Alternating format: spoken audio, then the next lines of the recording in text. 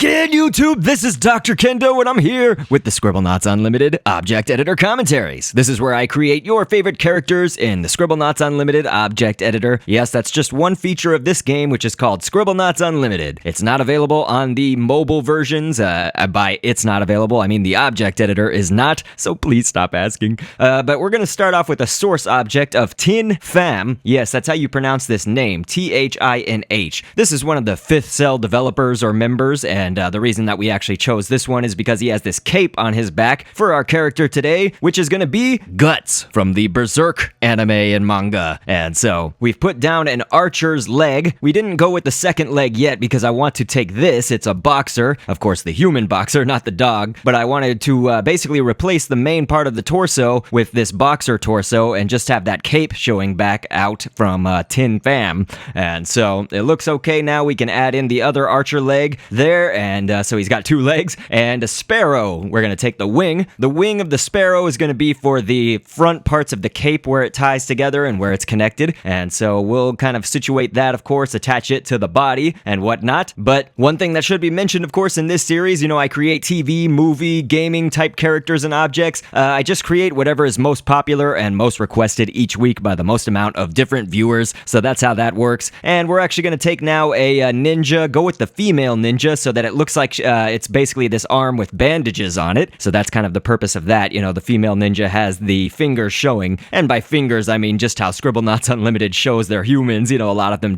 you can't really see the fingers, they just look like a little ball. The arm almost is like a bean as it is without little individual fingers. Not on every single humanoid, but on most humans in this game. And so we've used a Wolpertinger. I've used this actually once before. It's, you know, in real lore, I guess it's a Woiperdinger, but the Woiperdinger, you take that little wing shape right there, and that's going to be for the shoulder pads. And then he's actually going to have a different arm for our Guts creation on the other side, which would be his left arm to our right. That's going to be Leon. Leon is one of Maxwell's brothers, and so we've actually chosen this because of the designs, I guess, the multiple different layers. That's going to be for like the cannon arm attachment on Guts. I did on the fist of Leon, I did kind of the grid-ish pattern, so you should see that there are some little lines and stuff in there to make it more realistic. And a bear, if you take the behind legs, the ones that are in the back, and then the one that is behind in the back, and just take that thigh piece, so not the leg piece, but the thigh piece, and that's going to be for not only this groin armor, but also for the shield emblem, and we're also going to use the thigh of a Jabberwock, and that Jabberwock thigh will complete the shield emblem, and the Jabberwock's thigh looks a little bit more shield looking, and I don't even know if that's meant to be a shield, but it's basically the part, it's you know, that golden piece that is connecting what we have our two sparrow wings, but in the show or in the manga, you know, it's his cape connector piece right there. And then we're going to take a sphere and put that on the belt in the middle. It's going to be sort of for the main belt buckle. And of course, if you see that strap across his chest right there, that main strap is a Bawndrick, B-A-W-N-D-R-I-C-K.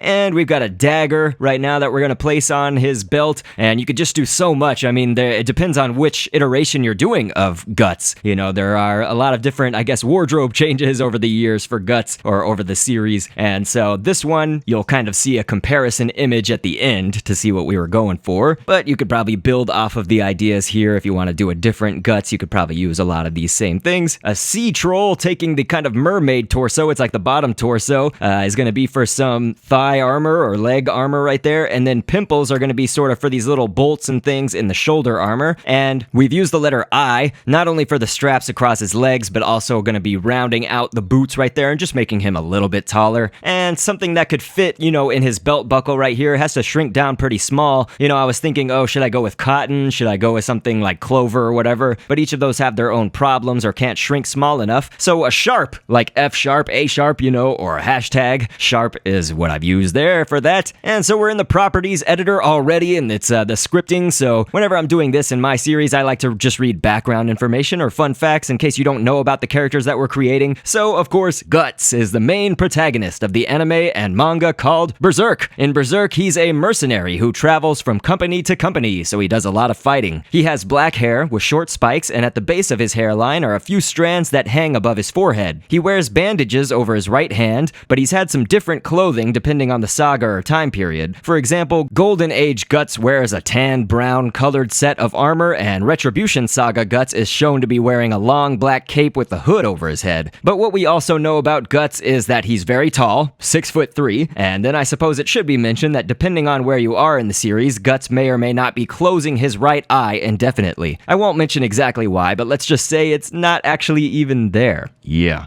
Ouch. But he was also forced to sever his left arm just below the elbow in the very same event, and since then, he has replaced his arm with the cannon arm. We could actually choose to give him so many abilities or weapons depending on what you want to create, but for today's episode, I think that I'll just show off 1 or 2 designs for the head, and we'll give him his Dragon Slayer sword, of course. But here you can see his head kind of with the head as the source object, and I put hair 3 times, kind of little there for the hairs that are trickling down over his forehead. But something else that I thought of as another design that we'll do is this right here, which is taking the back leg of a giant enemy crab and using that several times to go across his forehead for the little spiky crew cut hairs coming down. But of course, the main part of the head, after we did a head as the source object, we pretty much covered it completely with the head of Micah, M-I-C-A-H, and that's also what I use for my avatar's head. So if you see kind of the familiar look to it, it's got those little spikes and things, so I thought that that was good. And then an ear, of course, where his ear is. We've got the goldfish bottom fin for the whites of his eyes, a pimple done twice, not only for the colored part, but the pupil in his eye is also a pimple, painted all black, a kraken, the kind of bended pieces of the tentacle, kind of towards the edge there of the kraken, those are going to be for his eyebrows, because he's got these crazy big eyebrows, and a jellyfish upper tentacle piece is going to be for his neutral, kind of almost angry mouth right there, and a 29-page library arm shape from the 4th page of the 29-page library is going to be for an indent below his mouth, below his lips, and just above his chin. And so, of course, whenever you do the head and the body separately, you want to make sure that the head is scripted to where it can be worn on the face like glasses, and that way when you give your head object to the body object, it will all work how it should and line up, hopefully, appropriately. And so here, of course, you'll notice that we've got Guts' head with the closed eye, or the eye missing, and instead of using the goldfish fin again for that, I'm going to go ahead and replace that with an arm from the 29-page library. It's on the 22nd page, and that'll work good. And the reason that I took away the goldfish fin piece right there for that is because the goldfish bottom fin, it does have a little, I guess, white glimmer on it. It has some shininess to it, and that would not look like a human eyelid. It would look kind of shinier, and so this is a little bit better, so we'll just call this Guts closed eye for identification purposes, and so that we don't have to have an item named the same thing. But if you start off with an ultimate weapon as the source object, you can kind of get very close to the Dragon Slayer. They look very, very similar. Now, there is a bolt kind of at the base of the sword's blade, and it has a little halo for the chain, and the bolt, of course, is just a sphere, but the halo is the chain. And then I've got a piece of a wisp. If you saw that blue piece that I just put away, that piece of the wisp is going to be for the design there on the handle, and then at the very bottom of the handle is a golem's shoulder piece. So if you put that there, it kind of looks like the handle, I guess. And our Dragon Slayer is just about as tall as our Guts creation, so that's pretty accurate. One thing, of course, is that the ultimate weapon in Scribblenauts is held with one hand, pretty much no matter who you give it to, so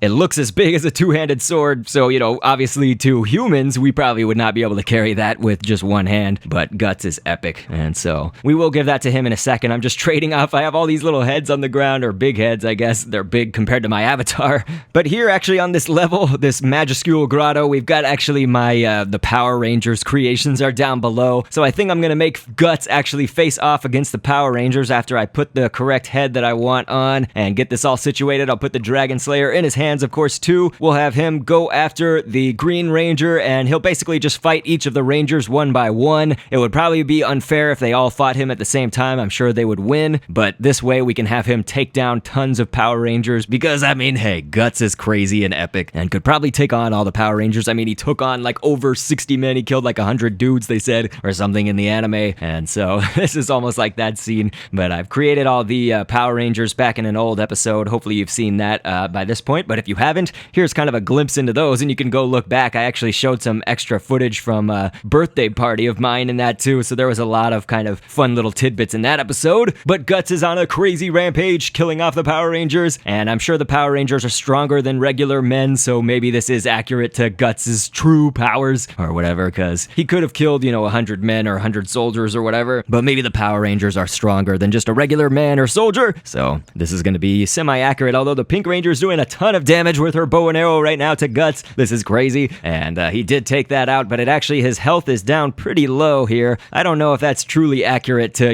if we did like a death battle, like Screw Attack, to kind of compare the two of Guts versus the Power Rangers. Who knows how that would actually end up, but it actually also, the Power Rangers are running away, and it looks like they have killed him off, so Guts, will put down another Guts right here and replace him, and the reason I actually called him Berserk Guts is obviously not just because he's in Berserk, but also Guts in this game, and Scribblenauts does create an item called Guts that's just in the game by default. It just creates some actual Guts, and so, it's a little bit easier. You can, of course, just pick your, you can specify yours or the original, but I rather would not go through that process, and each time I'll just type Berserk Guts and make it spawn him exactly right there. And so he's just down to 2 Power Rangers left. We'll see how this ends up. I think he's going to make mincemeat of them, and it's going to be no problem. He's still going to have a lot of life left over, although this Blue Ranger does attack pretty fast and does a lot of damage, but that's all right. It looks like that's going to be the final hit right about now, and so it looks good. Our Guts is crazy and awesome, like the real Guts. I hope you guys enjoyed it. Of course, we created a lot of different heads for this one, so you got a lot of different options and things, and owie, just smacked me with the sword.